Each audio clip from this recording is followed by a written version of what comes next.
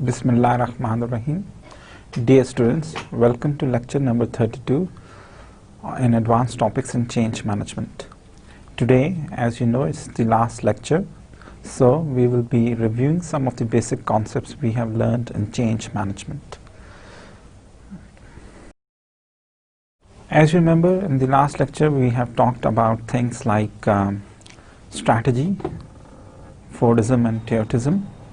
We have then talked about environmental changes, organization life cycle. Today we will take into account things like technology, in particular what's the difference between mass production and flexible manufacturing. Now we start with some of the characteristics, and we try to revise things around technology first. So if we say we want to see what's the difference between mass production and customized production, or basically flexible manufacturing or or computer integrated manufacturing. So if we talk about structure and we take into characteristics such as supervisor span of control. So in mass production, basically supervisor span of control is very wide, whereas in computer integrated manufacturing it's narrow. Hierarchical levels in mass production, there are many hierarchical levels, whereas in CIM there are few hierarchical levels. Supervisor role is that of a controller, and whereas in computer integrated manufacturing is that of a facilitator, or FMS, or flexible manufacturing is that of a facilitator. Task in mass production, they are routine and simple tasks, whereas in SIM they are complex and adaptive. Specialization in mass production, specialization is high, whereas in SIM the mass specialization is low. This means that a worker has to do or learn a number of jobs to complete his task. In the case of SIM, operator discretion in mass production, the operator discretion is low, whereas in CIM is considerable. Formalization in mass production it's high, whereas in CIM it's limited. So these were some of the structural characteristics which we have seen to see how the technology has changed.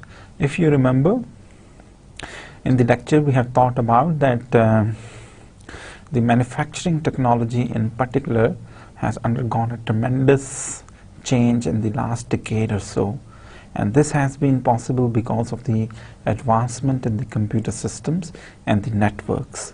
So these computer systems and the networks, they allow us to come up with things like continuous production, to come up with things like flexible manufacturing, and all of these latest manufacturing concepts, they integrate computer technology with the manufacturing technology, and that's why technology nowadays is quite changed from what used to happen some 50 years ago perhaps.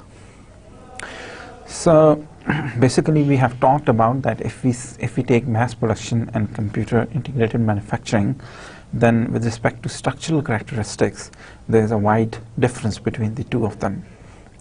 Particularly with respect to supervisor span of control, in mass production we have seen they used to have wide span of control. Mass production basically, if you remember, is organized on the principle of Ford, or they follow Fordism as a model of organization.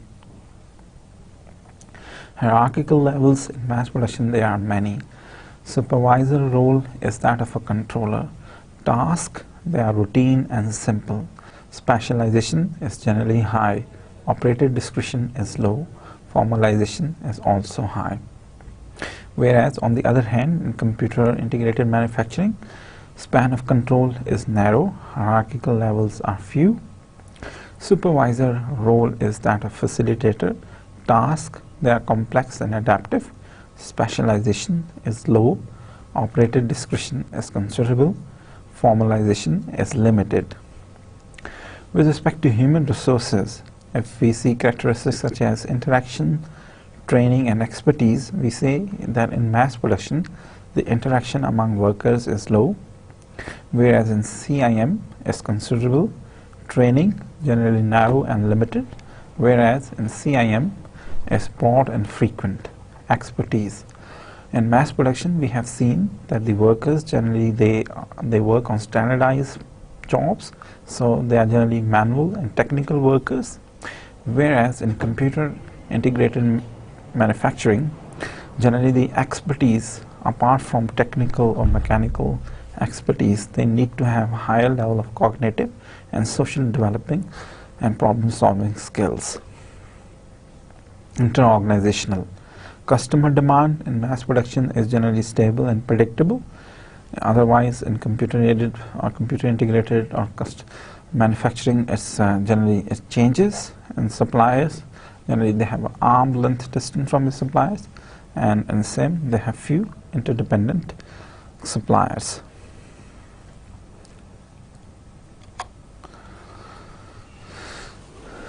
So we say like there are some differences. Generally nowadays the services, they are also fast developing.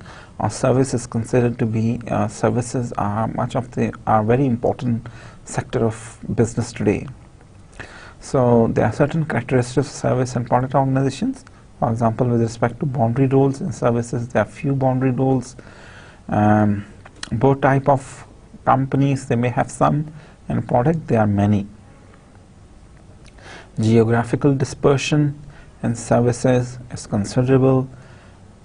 For both type of companies, there is some geographical disruption. For the product-based companies, the geographical dispersion is low. If you remember, by the boundary roles, we meant the integrating roles or the liaison roles. Generally, in services, the employees, they have to interact with the customers at all levels, whereas in the manufacturing firm, the technical core or the workers or the technicians, they have nothing to do with the environment or the customers or the suppliers. Geographical dispersion, if you remember, we said that if you take an example of a bank, the geographical dispersion is high because they open up many branches according to ease and access of the customer. Whereas if it's let's say a cement manufacturer, they may have one cement factory in Hatta, and that may be the only cement factory for whole of the Pakistan. Technical expertise of operators and services is generally high. In both type of firms is moderate, whereas in product case is low. Skill emphasis, broad and interpersonal in services. In both type of organizations, narrow and broad. It can be narrow and broad depending upon what kind of a job a worker is doing. For the product, generally is narrow and technical. Centralization for the services is low. For both type of firms, it's medium. For the product firms, it's high. Formalization, again for the services, is low. For both type of firms, it's medium, and for the product, it's high. Examples for the services: airline and hotels. For the both fast food and real estate. Product, steel and cars. So service businesses, if you see on the slide at the right hand side, you must be remembering that when we were talking about the services, we said that in services, generally customer interaction and customization is high, and labor intensity it also depends what type of service industry it is. But generally, depending upon the labor intensity, that is the ratio of labor cost to plant and equipment. Labor interaction and customization, we can divide services into 4 quadrants. So there are some services like airlines and hotels which have low customer interaction and customization and low labor intensity. And there are some services like hospitals and machinery repairs which may require a high level of customer interaction and customization, but still the labor intensity is low. There are some services like mass retailing, fast food and restaurants, which may have low level of customer interaction and customization, but labor intensity may be very high. And there are certain other services like professional services, accountants and lawyers, where customer interaction is high and labor intensity is also high.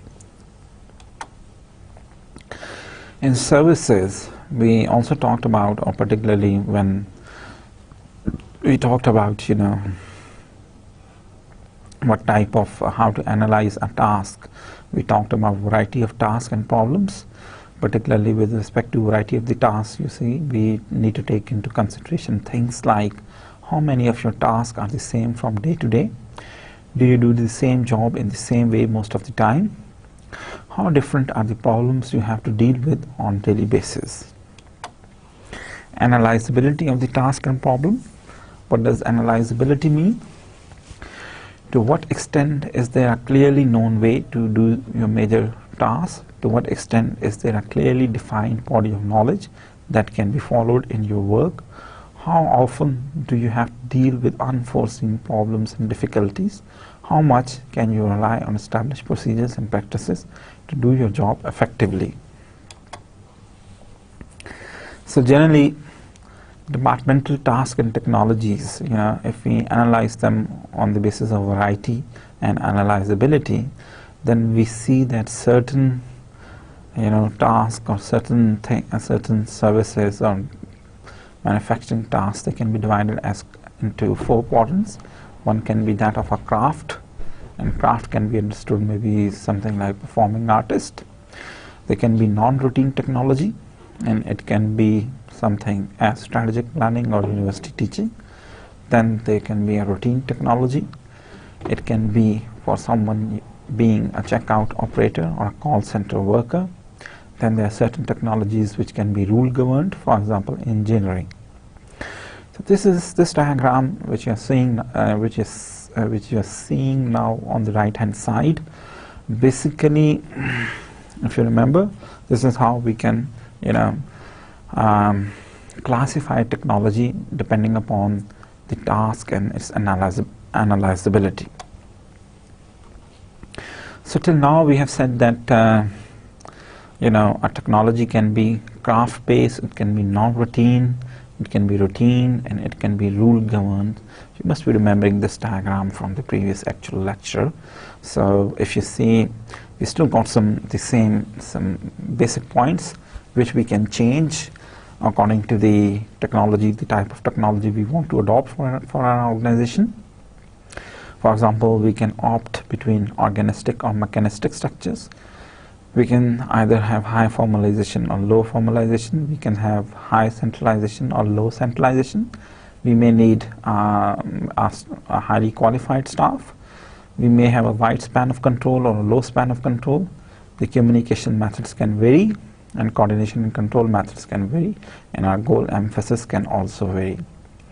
So generally for the craft technologies, mostly they have organic structures.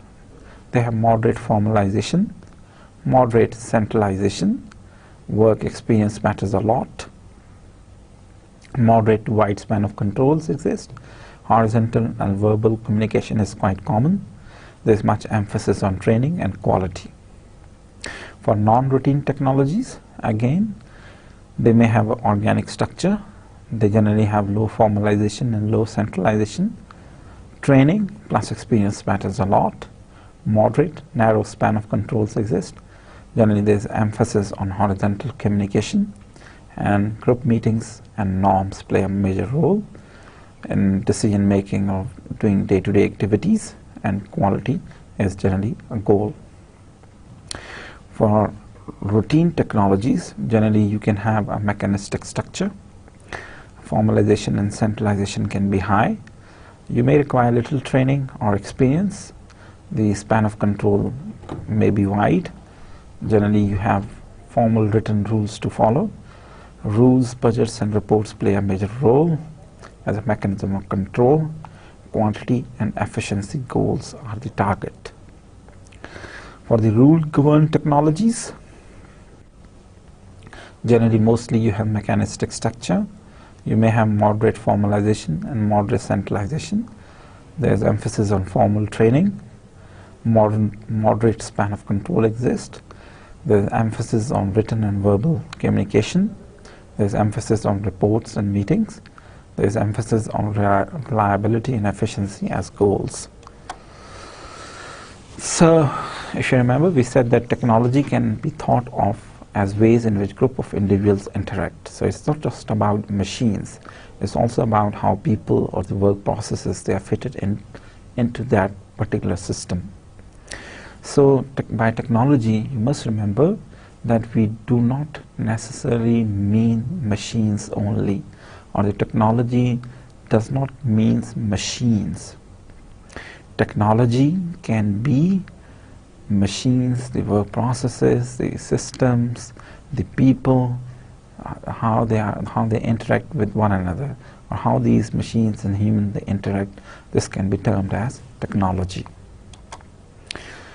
Then we talked about interdependence and coordination mechanisms. We said they can be form of interdependence can be pooled, sequential, and reciprocal.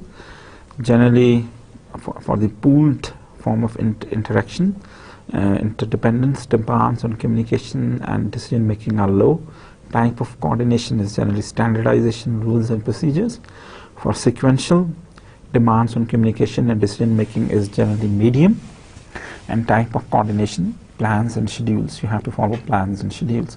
For the reciprocal, demands on communication and decision making is high. And type of coordination, you have to it can be mutual adjustment or group meetings. So, if you remember, with respect to technology, we went through a case study, and we talked about Boeing Commercial Group, and over there we talked about how Boeing has evolved since 1950s, and it has become a major airframe manufacturer, and due to that, how technology is now playing a role in the system of all the systems or the processes which Boeing is following. अगर आपको याद हो तो हमने कहा था कि जी Boeing 1950s में जनरली एक ही हैंगर में सारा काम किया जाता था, ठीक है, और उसी हैंगर में सारी इंजीनियरिंग टीम्स अवेलेबल होती थी, कमर्शियल इंजीनियरिंग टीम्स भी अवेलेबल होती थी, और जो हैं वो मिलिट्री इंजीनियरिंग टीम्स भी अवेलेबल होती थी, और there is much emphasis on cross utilization of teams. Communication जो थी इनफॉर्मल थी, फेस टू फेस कम्युनिकेशन पे बहुत ज़्यादा एम्फेसिस था, डिज़ाइंस बनाते हुए एक दूसरे से शेयर करते थे सब कुछ. और देन अगेन हमने कहा कि जी के मॉकअप्स जो थे वो बहुत इंपॉर्टेंट रोल प्ले करते हैं लाइन इंडस्ट्री में, और वो मॉकअप्स भी वो बना के देख सकते थे कि सारी चीज़ें आपस में फिट इन होती हैं या नहीं होती, ठीक है. फिर हम देखा जैसे जैसे बोइंग जो है एज अ कंपनी एवॉल्व करती है और ग्रो करती है, तो अब ये फर्दर पॉसिबल नहीं था कि विद इन वन फैसिलिटी सब एम्प्लॉयज़ को वहाँ पे गैदर किया जाए, सब एम्प्लॉयज़ को एक ही फैसिलिटी में लोकेट किया जाए. तो यहाँ पे फिर बोइंग ने जब 777 जो है 1990s में डिज़ाइन किया, तो वहाँ पे उन्होंने 2 एक्सपेरिमेंट्स किए. एक तो उन्होंने एक सॉफ्टवेयर इंट्रोड्यूस किया जिसका नाम कैटिया था, और कैटिया इंट्रोड्यूस करने का मकसद क्या था कि टेक्नोलॉजी की मदद से देखा जाए कि डिज़ाइन प्रोसेस को कैसे इम्प्रूव किया जा सकता है या नहीं किया जा सकता. एंड देन अगेन दूसरा उन्होंने डिज़ाइन बिल्ड टीम्स इंट्रोड्यूस की और क्रॉस फंक्शनल टीम्स भी इंट्रोड्यूस की, जो कि उनके शुरू से जो उनका पैटर्न था, जो कि ओवर द ईयर्स जिनको वो इग्नोर करते थे. लेकिन 777 की बारी पे जब 777 जब वो डिज़ाइन कर रहे थे तो उन्होंने दोबारा से डिज़ाइन बिल्ड टीम्स इंट्रोड्यूस की, कैटिया इंट्रोड्यूस किया, और जो है क्रॉस फंक्शनल टीम्स भी इंट्रोड्यूस की. अब हम देखते हैं कि जी बोइंग जो है वो उसने क्या लेसन्स लिए, उन्होंने किस तरह कैटिया की टेक्नोलॉजी जो है वो प्रोग्रेस की, किस तरह कैटिया में खामियां सामने आई उनको दूर किया गया, उसमें ट्रेनिंग कॉस्ट क्या इन्वॉल्व थी, टीम्स में काम करने की वजह से एम्प्लॉयज़ ने क्या चैलेंजेस फेस किए, कैरियर पास के पॉइंट ऑफ व्यू से, परफॉर्मेंस एवेल्युएशन के पॉइंट ऑफ व्यू से क्या इश्यूज थे, और बोइंग ने इनको कैसे ओवरकम किया, ये आपने उस केस स्टडी में देखा. फिर हमें आपको याद हो तो हमने ऑर्गेनाइजेशन स्ट्रक्चर्स की भी बात की थी कि ऑर्गेनाइजेशंस बेसिकली अपने आप को स्ट्रक्चर्स किस तरह कर सकते हैं. तो हमने कहा था जो एक सीधा साधा जो स्ट्रक्चर का प्रोसेस है वो तो कहलाता है फंक्शनल ग्रुपिंग। और फंक्शनल ग्रुपिंग जो है वो आप जैसे कि स्लाइड पे आप देख रहे हैं अपने राइट हैंड साइड पे स्लाइड पे, उसमें at the top is generally a chief executive officer और उसके अंडर डिफरेंट जो ऑर्गेनाइजेशन में फंक्शंस वो परफॉर्म करते हैं। लाइक फॉर एग्जांपल डेवलपमेंट का डिपार्टमेंट हो सकता है, प्रोडक्शन का डिपार्टमेंट हो सकता है, मार्केटिंग और सेल्स का डिपार्टमेंट हो सकता है। फिर हमने कहा जी कि आप फंक्शनल स्ट्रक्चर को विद जियोग्राफिक सब डिविजन्स कंबाइन कर सकते हैं कि एक जो ऑर्गेनाइजेशन है उसके आप रीजन वाइज उसकी डिफरेंट डिविजन्स कर सकते हैं और हर डिवीजन में वो सारे फंक्शंस एग्जिस्ट कर सकते हैं। फिर फंक्शन को मजीद फर्दर फंक्शंस पे सब डिवाइड किया जा सकता है, ठीक है। लाइक ऑपरेशंस अगर है तो ऑपरेशंस को सप्रेशन ग्रुप, रेस्क्यू ग्रुप और इमरजेंसी मेडिकल सर्विसेज में फर्दर सब डिवाइड किया जा सकता है। फिर हमने कहा था जी कि फंक्शनल ग्रुपिंग्स के फ़ायदे क्या हो सकते हैं या इसके एडवांटेजेस क्या हैं, डिसएडवांटेजेस क्या हैं, जस्ट स्ट्रेंथ्स एंड वीकनेसेस क्या हैं।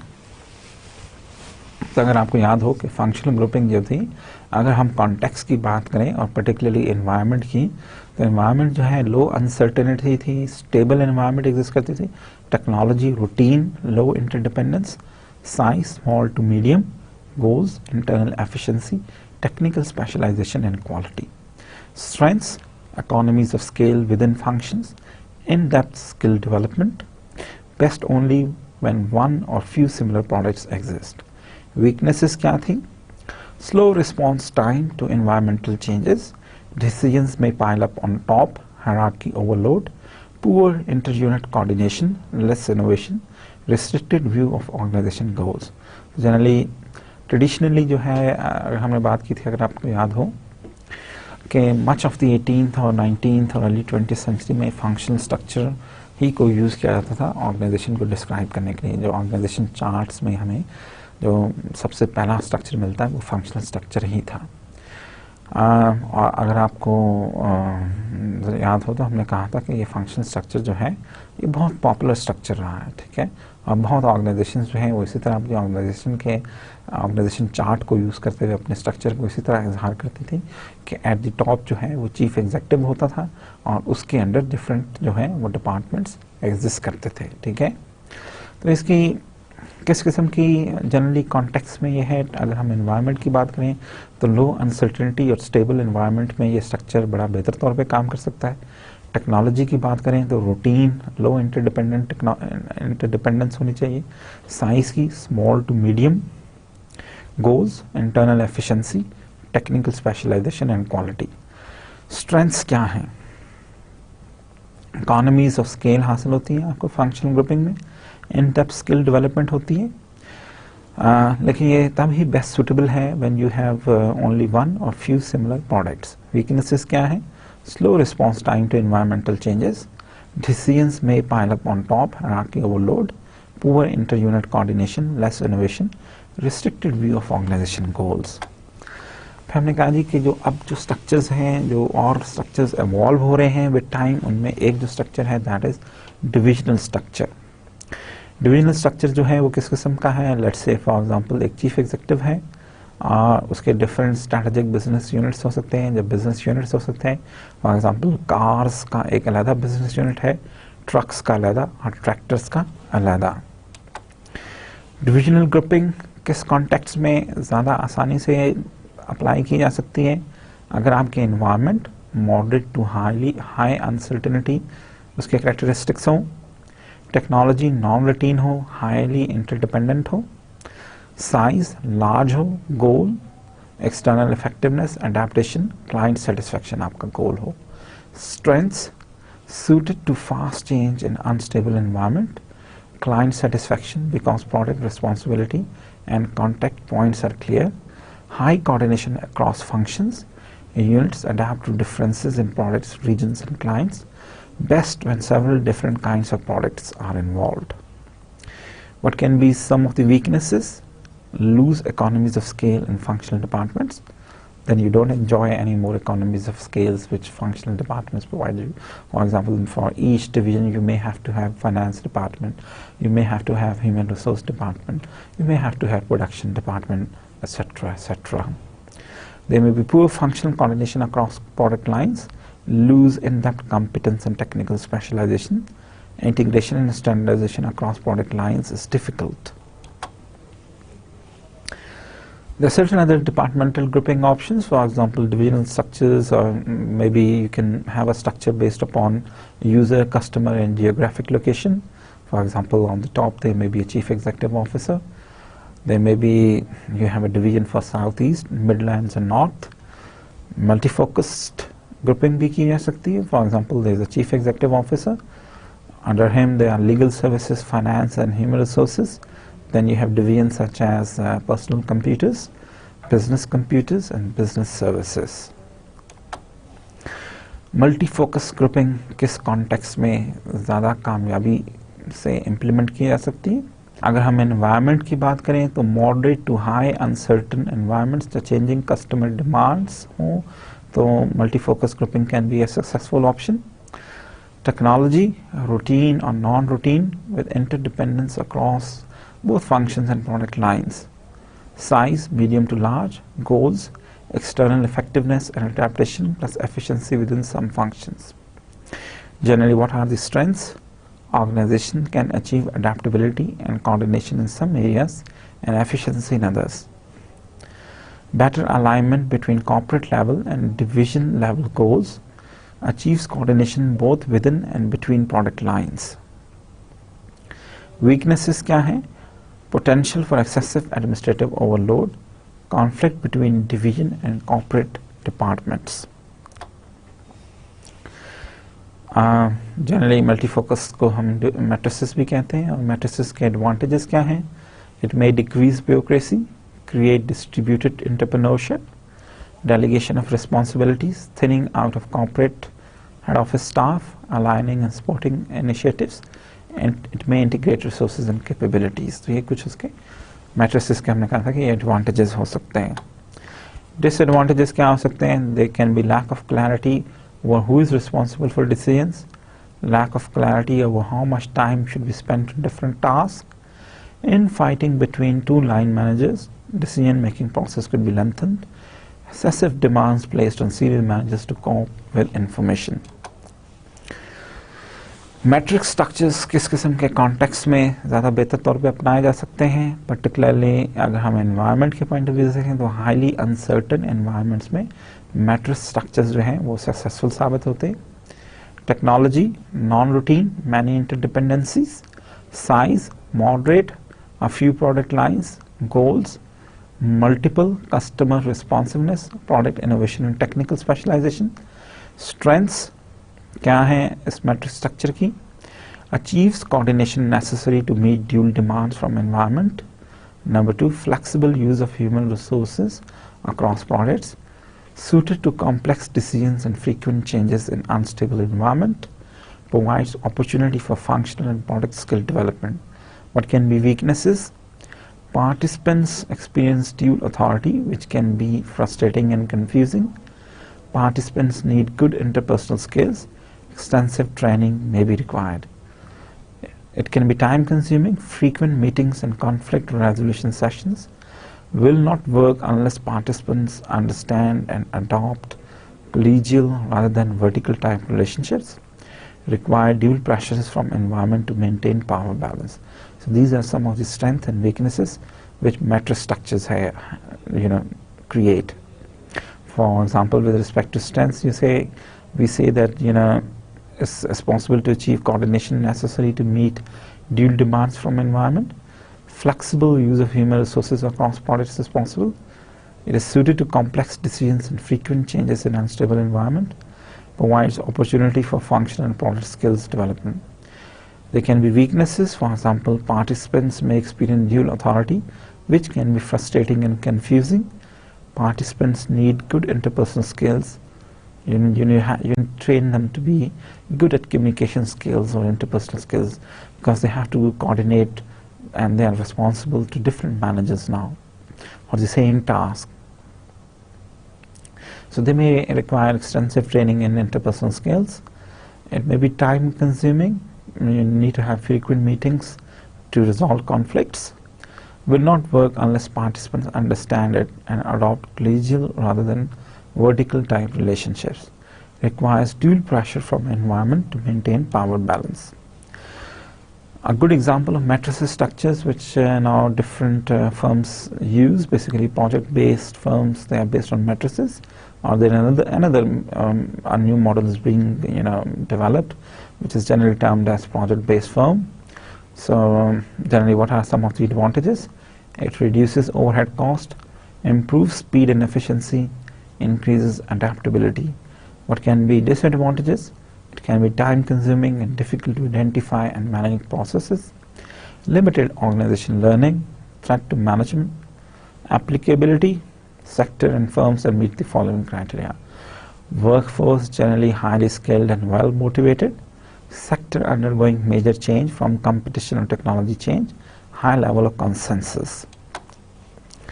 So generally, if you want to classify the project-based firms, we can do them on the basis of singularity or uniqueness of goals and outputs, separation and stability of work roles. So a project-based firm may be low in singularity and low in separation and stability of work role. Such project-based firms are generally termed as organizational. So such project-based firms, they produce multiple and varied output with different and changeable skills and roles. For example, strategic consultancy, enterprise software, innovative business services. Some of the project-based firms, they may be high in singularity or uniqueness, and still they may be low in separation and stability of work roles. Such project-based firms, they produce risky, unusual outputs with varied and changeable skills and roles. For example, some dedicated biotechnology firms, internet software firms such as Vermeet Technologies, many Silicon Valley companies. There are certain other project-based firms which are which can be termed as low in uniqueness, and they can be high in separation and stability of work roles. They are generally termed as craft-based firms. Such project-based firms, they produce multiple incrementally related outputs with distinct and stable roles and skills. For example, some businesses and professional services, including maybe London advertising firms, Danish furniture and machinery firms, some IT consulting. At the same time, some of the project firms, they may be very high in singularity and uniqueness of goals and outputs, and they may be high in separation and stability of work roles. They're generally termed as hollow, and they produce single outputs and coordinate tasks through standardized, separate, stable roles and skills. For example, complex construction projects, many feature films in UK and USA.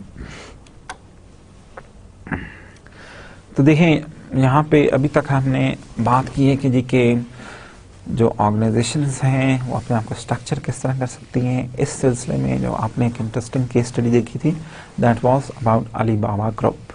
और आपको अगर याद हो तो हमने Jack Ma की story सुनाई थी आपको, और हमने कहा था कि जैक मा ने अलीबाबा ग्रुप कैसे क्रिएट किया।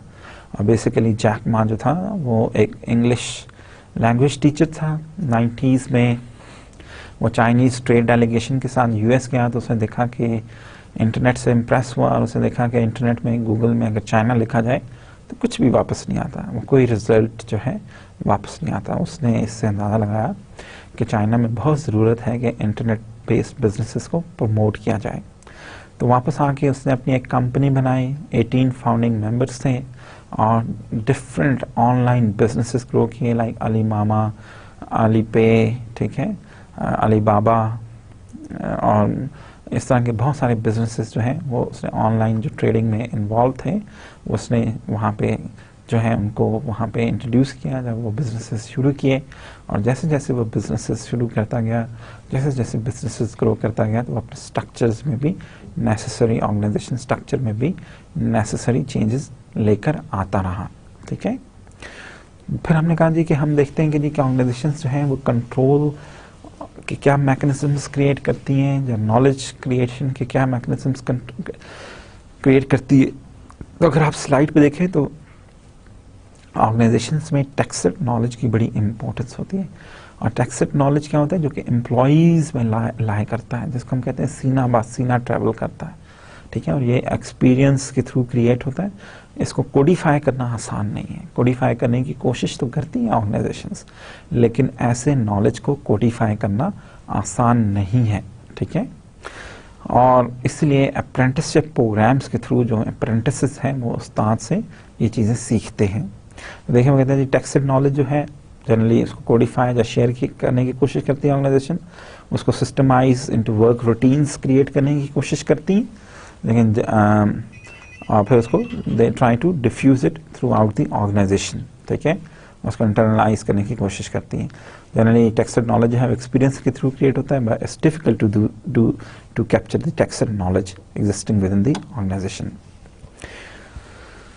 अब देखिए managerial needs for information media and information media, for example देखिए कि मीडिया जो है वो लीन मीडिया हो सकता है, रिच मीडिया हो सकता है, हाउ टू कम्युनिकेट और कंट्रोल का मीडिया जो है, टास्क अनसर्टेनिटी लो हो सकती है, हाई हो सकती है। अब देखिए हमने कहा जी कि अगर लीन मीडिया हो और टास्क अनसर्टेनिटी जो है वो हाई हो, सॉरी लो हो, तो generally provides explicit data to address well defined questions, और ये रूल्स एंड रेगुलेशंस के थ्रू हो सकता है, formal information systems and databases के थ्रू हो सकता है। अगर रिच मीडिया हो और टास्क अनसर्टेनिटी भी हाई हो, तो you need to provide clarification agreements about ambiguous issues and what questions to ask. Generally you need to then plan, you need to have direct contact and group meetings. Formal management control systems क्या हैं? For example systems जो हैं वो क्या systems हैं, उनका content क्या होता है? फॉर एग्जांपल बजट है, फाइनेंशियल डाटा पे मुश्तमिल होता है, स्टैटिस्टिकल रिपोर्ट्स हैं, नॉन फाइनेंशियल डाटा पे मुश्तमिल होता है, परफॉर्मेंस अप्रेजल है, evaluation on the basis of goals की जाती है, स्टैंडर्ड ऑपरेटिंग प्रोसीजर्स हैं, रूल्स रेगुलेशंस एंड पॉलिसीज पे बेस करता है। ऑर्गेनाइजेशन कंट्रोल स्ट्रैटेजीज क्या हो सकती हैं? For example output market based हो सकती है, ब्यूरोक्रेटिक कंट्रोल हो सकता है, नॉर्मेटिव, पर्सनल एंड डायरेक्ट हो सकता है। तो कैरेक्टरिस्टिक्स ऑफ कंट्रोल सिस्टम क्या है? अगर हम बिहेवियरल कंट्रोल की बात करें तो आउटपुट मार्केट बेस में बिहेवियरल कंट्रोल नहीं होता, उसके इसकी रिक्वायरमेंट नहीं होती, ठीक है, बल्कि रिजल्ट्स बेस्ड होता है।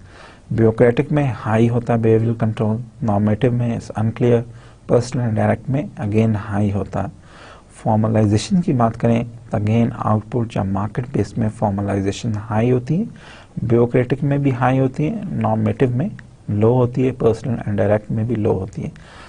Subordinate involvement output market base में लिमिटेड होती है, ब्यूरोक्रेटिक में भी लो होती है, नॉर्मेटिव में हाई होती है, पर्सनल एंड डायरेक्ट में लो होती है। Scope and variety of information जो है वो आउटपुट मार्केट बेस में लो होती है, ब्यूरोक्रेटिक में मीडियम होती है, नॉर्मेटिव में हाई होती है, पर्सनल एंड डायरेक्ट में हाई होती है।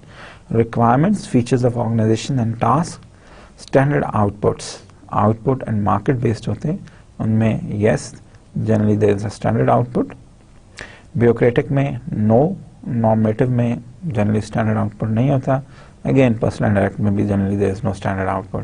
External benchmark of performance that is price, yes market base में प्राइस की बड़ी एम्फेसिस दिया जाता है, ब्यूरोक्रेटिक में no there is no consideration for price, normative में भी नहीं और पर्सनल एंड डायरेक्ट में भी नहीं।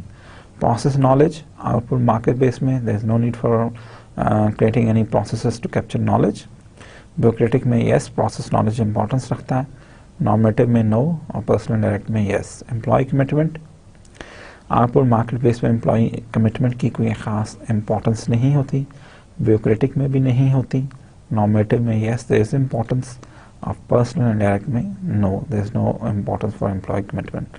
Stable environment output market base में नो, स्टेबल एनवायरनमेंट एग्जिस्ट नहीं करती, ब्यूरोक्रेटिक में yes it does exist, normative में नो, पर्सनल एंड डायरेक्ट में अगेन नो। तो अगर आपको याद हो तो हमने एक और इंटरेस्टिंग केस स्टडी देखी थी, डब्ल्यू एल गोर, और वहाँ पे हमने देखा था कि जी डब्ल्यू एल गोर जो बेसिकली एक साइंटिस्ट था और ड्यू पॉन्ट के लिए काम करता था, और उसने कैसे डब्ल्यू एल गोर जो है वो कंपनी, उसने और उसकी वाइफ ने मिलकर वो कंपनी फॉर्मुलेट की और वहाँ पे जो एक लैटिस स्ट्रक्चर का कल्चर इंट्रोड्यूस किया, ठीक है, और बड़ा इनफॉर्मल। तो हम डब्ल्यू एल गोर की एज अ केस स्टडी हमने ली थी जिसमें कि क्लैन कल्चर या नॉर्मेटिव कंट्रोल पे एम्फेसिस था, और हमने ये देखा था कि गौर और उसकी बीवी ने मिलकर जो एक कंपनी बनाई थी, और वो company Gaur and associates, WL Gaur and associate is one of the very famous innovative companies in the world, ठीक है। और कैसे उन्होंने एक इनफॉर्मल कल्चर इंट्रोड्यूस कराया, वहाँ पे किसी के कोई डेजिग्नेशंस नहीं थे, एग्लिटरिज्म पे जोर नहीं था, everyone was termed as associate, और हर एसोसिएट को ये फ्रीडम था कि वो जिस तरह चाहे, जिस तरह का काम करना चाहे कर सकता था उस कंपनी में, ठीक है। And then again natural leadership पे एक जोर था, ठीक है। और उसकी जो इनफॉर्मल एनवायरनमेंट थी उसकी वजह से वहाँ पे इनोवेशंस में उनको इंतहाई सक्सेसफुल, चाहे वो मेडिकल की फील्ड में थी, चाहे वो आउटडोर स्की वियर या आउटडोर गेम्स या रिक्रिएशन में थी वो इनोवेशंस, ठीक है। इलेक्ट्रॉनिक इक्विपमेंट में थी, इलेक्ट्रॉनिक एंड केबल बिजनेस में थी, जहाँ वो जो है वो किसी भी किस्म के जो उनके बिजनेसेस थे जो उनमें वो देवर इंतहाई सक्सेसफुल थे, अपने कल्चर की वजह से इनोवेशंस इंट्रोड्यूस करने में कामयाब रहे, ठीक है। और उसकी वजह से हमने देखा कि जी कि उनका एक और जो इम्पोर्टेंट एस्पेक्ट था वो क्या था कि उन्होंने एम्फेसिस किया हुआ था कि किसी भी प्लांट में 200 से ज़्यादा एसोसिएट नहीं होंगे, और अगर हमें 200 से ज़्यादा एसोसिएट्स की ज़रूरत हो तो we should set up a new plant, ठीक है। और उनका एक अपना पर्टिकुलर कल्चर था, जो पिक्यूलियर कल्चर था, जिसकी वजह से they were able to be very successful, ठीक है। फिर हमने, अगर आपको याद हो तो हमने कल्चर और चेंज की पॉइंट ऑफ व्यू से भी उसका स्टडी किया था। हमने कहा था जी कि कल्चर जो है that is an important dimension जिसको हम कंसिडर कर सकते हैं अगर हम चेंज इंट्रोड्यूस करना चाहते हैं। तो कल्चर क्या था जी? Culture basically is how things are done around. It is what is typical of the organization, the habits, the prevailing attitudes, pattern of accepted and expected behavior. डेफ जो है वो कहते हैं जी culture is the set of values, norms and guiding beliefs and understandings that is shared by members of an organisation and is taught to new members. If you want to describe organization culture, how we can describe it? Generally culture जो है आप artefacts जो हैं, symbols जो हैं, symbolic action जो है, language जो यूज़ होती है, jokes, metaphors, stories, myths and legends and advertising, behavioral patterns and forms of rites, rituals, ceremonies and celebrations, norms of behavior, heroes, beliefs, values and attitudes, ethical codes, basic assumptions and history. इनसे हम एक organisation के culture को पहचान सकते हैं। और इसमें हमने कहा था जी गूगल की हमने एग्जांपल ली, माइक्रोसॉफ्ट के लिए, और बहुत सारी अदर एग्जांपल्स से हम देखा कि how one organization differs from another organization. Strength of organization cultures क्या है? एक ऑर्गेनाइजेशन कल्चर जो है वो वीक हो सकता है, और वो वीक कब होता है? जब intensity of commitment to organisation beliefs and norms जो है वो लो हो, और proportion of employees sharing organisation beliefs and norm वो भी लो हो। एक ऑर्गेनाइजेशन का कल्चर एलिटिस्ट हो सकता है जब intensity of commitment to organisation beliefs and norms high हो, और proportion of employees sharing organisation beliefs और नॉर्म्स जो हैं वो भी वो लो हो। एक ऑर्गेनाइजेशन का कल्चर उसको हम डिफ्यूज कह सकते हैं जब proportion of employees sharing organisation beliefs and norms जो हैं वो हाई हो, लेकिन intensity of commitment to organisation beliefs and norms low हो। एक ऑर्गेनाइजेशन का कल्चर जो है वो स्ट्रॉन्ग हो सकता है जब intensity of commitment to organisation beliefs and norms strong हो, proportion of employees sharing organisation beliefs and norms जो है वो भी हाई हो। देखिए हमने कहा जी टाइप्स ऑफ ऑर्गेनाइजेशंस कल्चर्स क्या हो सकते हैं? Autocracy, task based, role based, professional हो सकते हैं, और इनको हम देख सकते हैं, इनको भी डिफरेंट कैरेक्टरिस्टिक्स की मदद से हम आइडेंटिफाई कर सकते हैं। For example delegation of discretion and involvement in problem solving, generally autocracy based cultures में लो होती है, टास्क बेस्ड में हाई होती है, रोल बेस्ड में अगेन लो होती है, प्रोफेशनल में हाई होती है। Conformity to establish rules and procedures, autocracy में लिमिटेड होती है, टास्क में लिमिटेड होती है, रोल में हाई होती है, प्रोफेशनल में कंसिडरेबल होती है। देन अगेन फ्लेक्सिबिलिटी, ऑटोक्रेसी में हाई होती है, टास्क में भी हाई होती है, रोल में लो होती है, प्रोफेशनल में लिमिटेड होती है।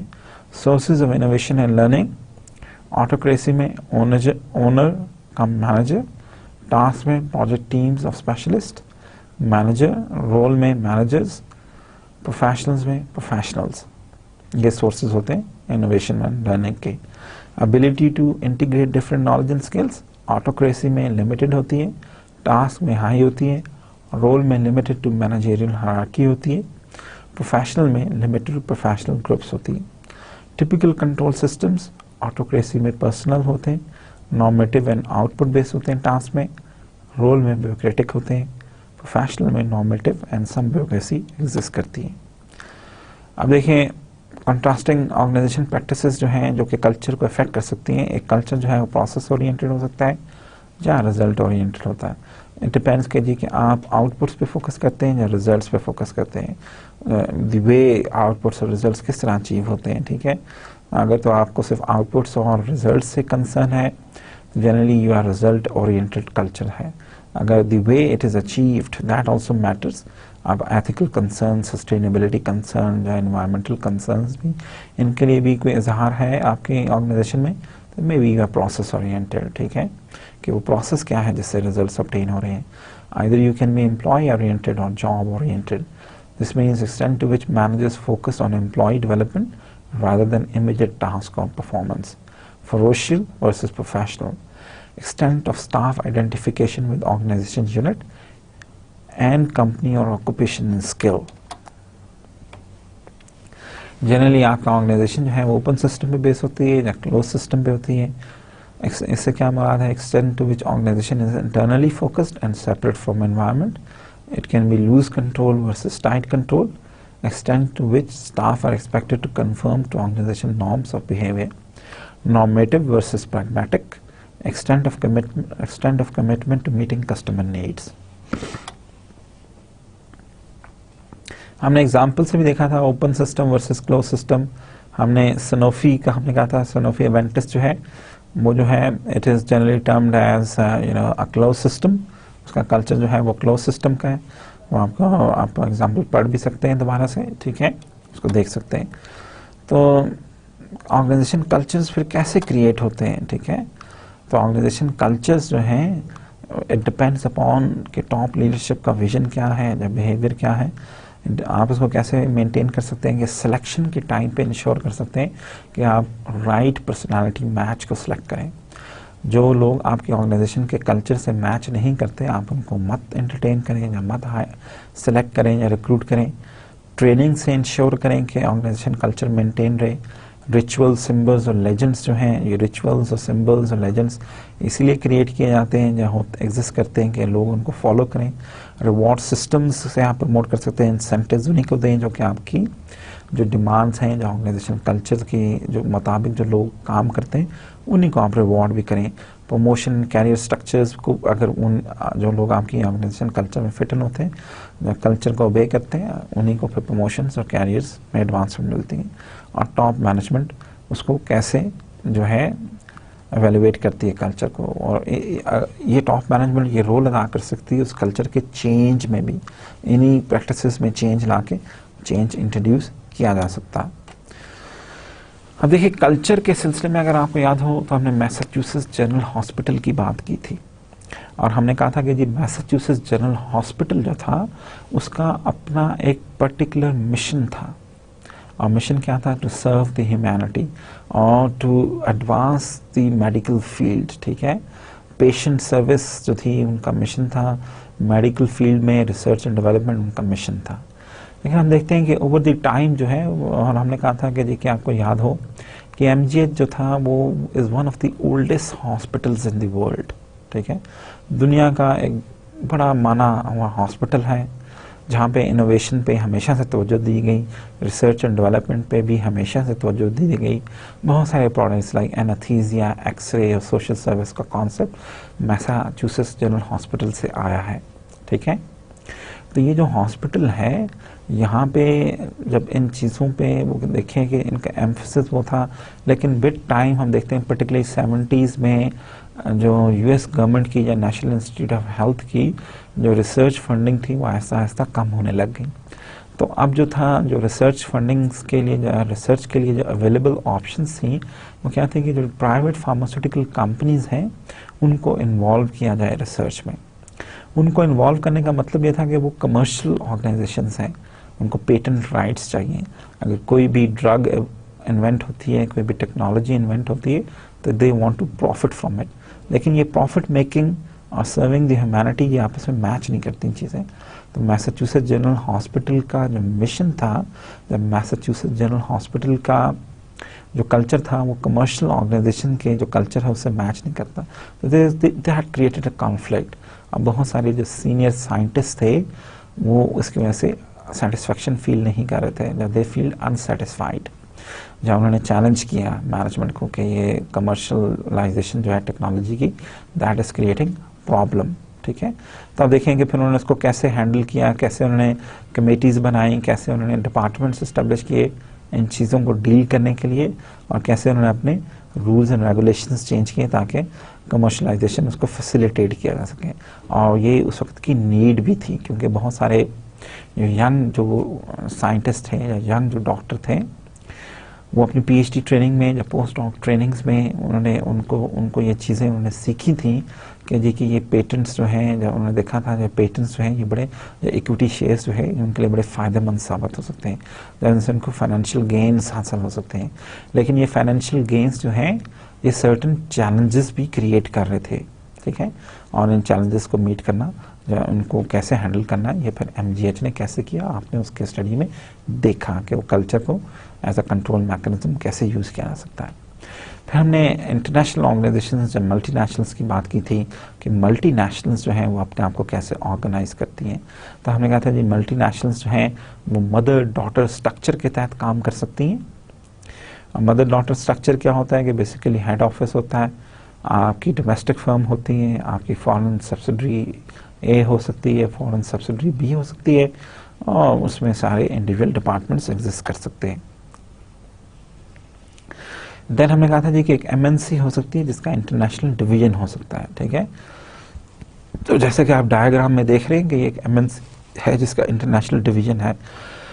तो इंटरनेशनल डिवीजन का अपना एक वाइस प्रेसिडेंट है, और उस वाइस प्रेसिडेंट के अंडर एशिया पैसिफिक भी है, यूरोप मिडिल ईस्ट की डिवीजन भी है, लैटिन अमेरिका का भी है, और हर एरिया ग्रुप के लिए या हर एरिया डिवीजन के लिए कंट्री की सब्सिडरीज भी एग्जिस्ट करती हैं। ठीक है, और फिर कॉर्पोरेट स्ट्रक्चर एक अलहदा से है और डोमेस्टिक डिवीजन्स अलहदा से हैं।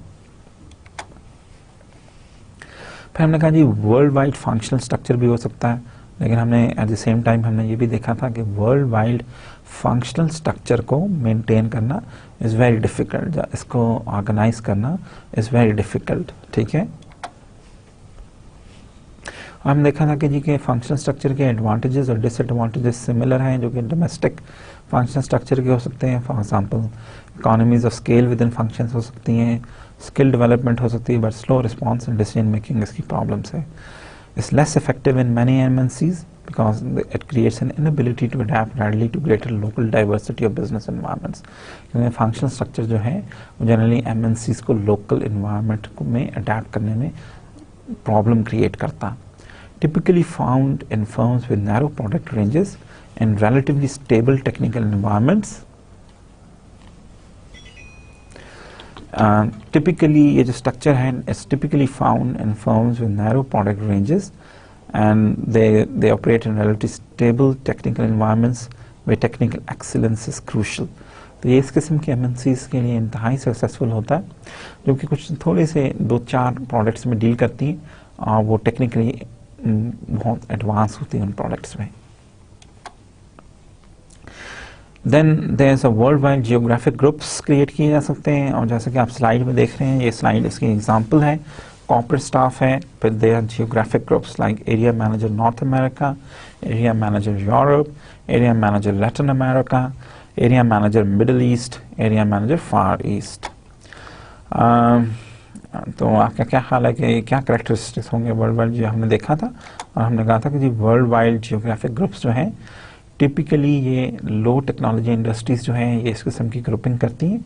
प्रोडक्ट रेंज डाइवर्सिटी वेरी कर सकती है, tends to be limited in such MNCs and products are often modified extensively to suit local markets. हमने कहा था Nestle is one of the examples, Unilever is one of the examples, जो कि local environment के मुताबिक अपने products में जो है वो चेंजेस इंट्रोड्यूस कर लेती हैं। ठीक है, और हमने ये यूनिलीवर की एग्जांपल ली थी। वर्ल्ड वाइड प्रोडक्ट स्ट्रक्चर जो है, अगर आप राइट हैंड साइड पे स्लाइड पे देखें तो ये कुछ इस किस्म का जो स्ट्रक्चर है, इसको हम वर्ल्ड वाइड प्रोडक्ट स्ट्रक्चर कह सकते हैं, ठीक है। वर्ल्ड वाइड प्रोडक्ट स्ट्रक्चर जो है often found in large MNCs that have variety of diverse product ranges that need little adaptation for different markets and with technological scales of economies are important, ठीक है। तो geographic group के बाद product की base पे भी MNCs जो हैं वो वर्ल्ड वाइड ऑपरेट कर सकती हैं कि डिफरेंट प्रोडक्ट्स के लिए डिफरेंट मैनेजर्स रिस्पॉन्सिबल हो सकते हैं। उसकी एग्जांपल भी आपने देख ली कि लेफ्रांच की हमने एग्जांपल ली थी। वर्ल्ड वाइड लेवल पे मैट्रिसेस भी ऑर्गेनाइजेशन इस्टेब्लिश करती हैं, और पर्टिकुलरली मैट्रिसेस जो हैं वो अब इस्टेब्लिश करना किस लिए आसान है, क्योंकि इंफॉर्मेशन टेक्नोलॉजी की एडवांसमेंट की वजह से मैट्रिसेस आसानी से क्रिएट की जा सकती हैं वर्ल्ड वाइड। तो ये कुछ चीज़ें जो थी जो हमने देखी थी, और यही आप देखें कि हमने लेक्चर 31 और लेक्चर 32 में जो है वो हमने ये जो हमारे मेजर कॉन्सेप्ट्स हैं उनको सम अप किया है, ठीक है। अब देखिए इसमें हमने जब हम इंटरनेशनल ऑर्गेनाइजेशंस के पॉइंट ऑफ व्यू से बात कर रहे थे, तो हमने जो है वो फिलिप्स वर्सेस मैत्सुहिटा की एग्जांपल ली थी। मैत्सुहिटा जो कि पैनासोनिक के नाम से जानी जाती है, और हमने देखा था कि फिलिप्स जो है अपनी हिस्ट्री में कैसे एवॉल्व की। हम देखा था कि जीरार्ड फिलिप्स और उसका भाई एंटन जो था और बाप, उन्होंने मिलके एक छोटा सा लाइट बल्ब की फैक्ट्री लगाई थी, और कैसे उन्होंने जो उनका आइडिया था कि टेक्निकल और कमर्शियल एक्सपर्टीज़ को मिलके काम करना चाहिए। फॉर एग्जांपल टेक्निकल एक्सपर्टीज़ किसकी थी? जीरार्ड की, और कमर्शियल एक्सपर्टीज़ उसका भाई जो था एंटन, वो कमर्शियली क्वाइट स्ट्रॉन्ग था। बिजनेसमैन की जो अकुमन होती है उसके भाई में थी। और आप देखिए कि फिलिप्स के अपने सर्टन कोई एनवायरनमेंट थी जिसमें कि फिलिप्स इवॉल्व हुई, उसमें जो दोनों वर्ल्ड वॉर्स थी उनका भी एक मेजर रोल था, और पर्टिकुलरली जो सेकेंड वर्ल्ड वॉर थी उसने एक मेजर रोल प्ले किया फिलिप्स के स्ट्रक्चर में, कि नेशनल ऑर्गेनाइजेशंस जो थी बहुत स्ट्रॉन्ग हो गई। हमने कहा कि जी कि ब्रिटिश फिलिप्स और नॉर्थ अमेरिकन फिलिप्स कॉर्पोरेशन जो थी वो एग्जिस्ट इसी तरह वाज़े वजूद में वॉर की वजह से, कि हॉलैंड एक छोटा सा मुल्क था, ठीक है, और वो दूसरे जंग अजीम में एलाइड और जर्मन बॉम्बर्स का दोनों का निशाना बना, ठीक है। पहले जर्मन्स ने बॉम्ब किया, कब्जा किया उस पर, फिर एलाइड ने उसको छुड़ाने के लिए उस पर बॉम्बिंग की, तो फिलिप्स को उसकी वजह से बहुत नुकसान हुआ, उसकी फैक्ट्रीज वहाँ पे डिस्ट्रॉय हो गई। लेकिन क्योंकि उन्होंने वॉर से पहले ही अपने बहुत सारे एसेट्स ओवरसीज ट्रांसफ़र कर दिए थे, तो वो उनकी एक तरह से बचत भी होगी अपनी स्ट्रैटेजी की वजह से। और वॉर के बाद एनोस की फाइनेंशियल स्ट्रेंथ क्योंकि स्ट्रॉन्ग थी, उसकी वजह से दोबारा हॉलैंड में उन्होंने फिलिप्स को रिवाइव करने में भी कामयाब हुए। फिर हमने देखा कि जी कि इसी तरह फिलिप्स इवॉल्व करती है, वहाँ पे नेशनल ऑर्गेनाइजेशन बड़ी स्ट्रॉन्ग थी, प्रोडक्ट डिवीजन्स वीक थे, और थ्रू आउट द डिकेड्स जो हैं डिफरेंट जो चीफ एग्जीक्यूटिव्स आए उन्होंने कैसे प्रोडक्ट डिवीजन्स की पावर बढ़ाने की कोशिश की, ठीक है, और कैसे उसको रीऑर्गेनाइज किया। इसके बरक्स हमने मैत्सुहिटा की जब एग्जांपल ली थी तो हमने कहा था कि कैसे मैत्सुहिटा मार्जे वजूद में आए, वहाँ पे सेंट्रलाइजेशन पे बहुत ज़्यादा एम्फोसिस था। उन्होंने कैसे ओवरसीज़ ग्रो किया, पर्टिकुलरली लो कॉस्ट या लो वेज कंट्रीज़ में उन्होंने अपनी फैक्ट्रीज सेटअप की, और वहाँ पे जो है वो सेंट्रलाइजेशन पे एम्फोसिस कैसे था कि टॉप मैनेजर्स जो थे उन फैक्ट्रीज़ के वो जापान से आते थे, और इवन जब वो उन्होंने लोकलाइजेशन पे उनका एम्फोसिस शुरू हो गया, फिर भी जापान से एडवाइजर्स आते रहे, और कोई भी फैक्ट्री अगर अप टू द मार्क काम नहीं करती थी तो it would invite a lot of doctors from Japan. बहुत सारे जो मैनेजमेंट के जो सीनियर मैनेजर्स हैं वो जापान से आके फिर चीज़ों को लुक आफ्टर करते थे, ठीक है। और उनकी अपनी प्रॉब्लम्स थी, वो समझते थे कि एनओस को ज़्यादा स्ट्रॉन्ग होना चाहिए, एनओस को इनोवेशंस पे तवज्जो देनी चाहिए, और जो हेड ऑफिस है उसको जो है वो इतना स्ट्रॉन्ग नहीं होना चाहिए, ठीक है। और हेड ऑफिस में प्रोडक्ट डिवीजन्स हैं उनका इसमें कम रोल होना चाहिए, और एनओस जो है वो अपनी मार्केट्स और एबिलिटीज़ के, अपनी मार्केट्स और ट्रेंड्स के मुताबिक अपने प्रोडक्ट्स को रीडिज़ाइन कर सकते हैं। तो ये देखिए वो दोनों जो है वो डिफरेंट स्ट्रैटेजी से ऑपरेट कर रही थी, लेकिन एंड में दोनों जो है वो नंबर ऑफ प्रॉब्लम्स फेस कर रही थी। तो वो केस स्टडी जो थी दैट वाज बेसिकली टू सी के जी के इंटरनेशनली ऑर्गेनाइजेशंस कैसे इवॉल्व करती हैं विद टाइम, ठीक है। तो डियर स्टूडेंट्स, मुझे उम्मीद है दो इट्स अ डिफ़िकल्ट कोर्स, जो ये है advance topics in change management जो है, इट्स अ डिफ़िकल्ट कोर्स। और इन पर्टिकुलर जब आप क्लासरूम एनवायरनमेंट में इसको नहीं पढ़ते और आप कैमरे से, जब हम बात कर रहे हैं कैमरे के थ्रू, जो सीरीज़ के through, it may be difficult to understand. लेकिन जो आपकी रिकमेंडेड बुक है डेफ्ट की, अगर वो डेफ्ट की बुक लें और केस स्टडीज़ को सामने रखें, इन स्लाइड्स को सामने रखें, लेक्चर्स को सामने रखें, तो मुझे उम्मीद है कि इन सारी चीज़ों के कम्बिनेशन से आपको चेंज मैनेजमेंट ज़रूर समझ में आएगा और आप चेंज मैनेजमेंट के माहिर बन जाएंगे। तो डियर स्टूडेंट्स, खुदा हाफिज़, अल्लाह हाफिज़।